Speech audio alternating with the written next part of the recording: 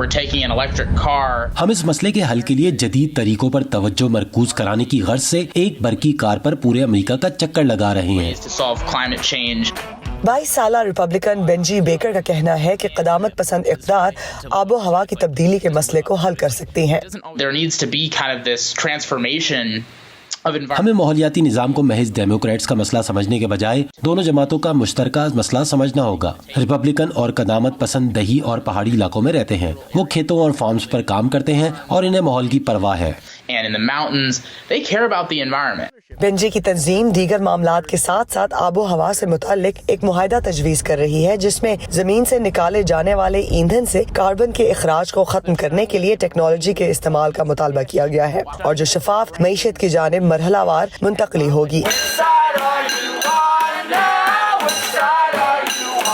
بہت سارے democrats green new deal کی حمایت کرتے ہیں جس میں تیز تر اور وسیع تر اقدامات کی تجویز پیش کی جاتی ہے.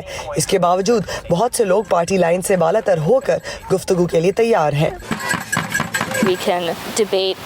ہم پالیسی پر بحث کر سکتے ہیں اور سمجھوتا کر سکتے ہیں. بنیادی طور پر ہم یقین رکھتے ہیں کہ ہر شخص اس دنیا میں ایسی زندگی گزارنے کا مستحق ہے جو نہ تو جل رہی ہو اور نہ ہی سیلاب میں بہہ رہی ہو. لیکن نومبر کے صدارتی انتخابات سے قبل زیادہ تر امریکیوں کو کورونا کی وبا اور معیشت کے بارے میں زیادہ تشویش ہے. اور جہاں بات ماحولیاتی تبدیلیوں کی آتی ہے تو صدر ڈونلڈ ٹرمپ اور ان کے ڈیموکریٹک حریف جو بائیڈن کے حامیوں کے درمیان وسیع تضاد نظر آتا ہے. صدر ٹرمپ کے 17% حامیوں کا کہنا ہے کہ اس موسم خزاں میں ماحولیاتی تبدیلی ان کے لیے ایک اہم مسئلہ ہے، لیکن جو بائیڈن کے حامیوں کے نظریات کچھ مختلف ہیں. تقریباً 10 میں سے 7 ڈیموکریٹس کا کہنا ہے کہ آب و ہوا میں تبدیلی ان انتخابات کے دوران ایک اہم مسئلہ ہے. پیو ریسرچ سینٹر کے مطابق جماعتی بنیاد پر یہ تقسیم نوجوانوں میں بہت کم نظر آتی ہے. نوجوان ریپبلکن واقعتاً سوچتے ہیں کہ ملک کو متبادل توانائی کے ذرائع یعنی ہوا اور شمسی توانائی جیسے ذرائع کو ترجیح دینی چاہیے، اور یہ ایک بہت بڑا فرق ہے کیونکہ معمر ریپبلکن ابھی تک کوئلے، قدرتی گیس اور زمین سے نکلنے والے ایندھن کے حامی ہیں. پہلے صدارتی مباحثے میں ماحولیاتی تبدیلیوں پر بہت کم بات ہوئی، مگر 35 سال سے کم عمر نوجوان مزید اس مسئلے کے بارے میں سننا چاہتے ہیں. یہ ایسا مسئلہ ہے جس پر مزید بات ہونی چاہیے اور ہمارے امیدواروں کے پاس اس بارے میں بات کرنے کے لیے زیادہ وقت ہونا چاہیے کیونکہ یہ ہمارے مستقبل کا سوال ہے. ہم چاہتے ہیں کہ نوجوان رائے دہندگان زیادہ سے زیادہ ذمہ داری اٹھائیں، اپنی روزمرہ طرز زندگی میں تبدیلی لائیں، لیکن یہ بھی یقینی بنائیں کہ ہم اپنے قانون سازوں سے بات کریں.